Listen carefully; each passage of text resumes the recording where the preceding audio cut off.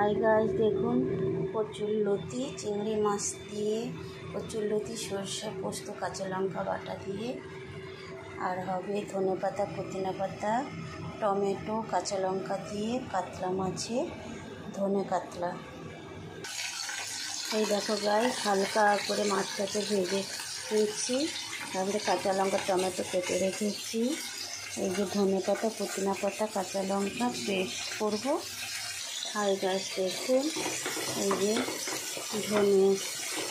ধনে মাছ করবো কাতলা মাছ দিয়ে। এই যে আদা রসুন পেঁয়াজ টমেটো হয়ে গেছে, এবারে দেবো মাছ।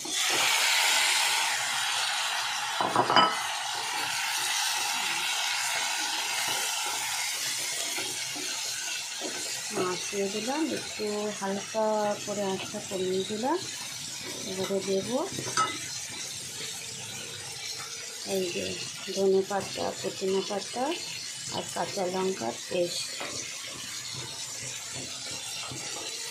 দিয়ে দেবো, কটা কাঁচা লঙ্কা, আর হালকা একটু এই যে বাটিটা ধুয়ে একটু লেবু রস, যেহেতু ধনে পাতা পুদিনা পাতা দিয়েছি, একটু লেবু রসটা দিলে ভালো একটা ফ্লেভার আসবে।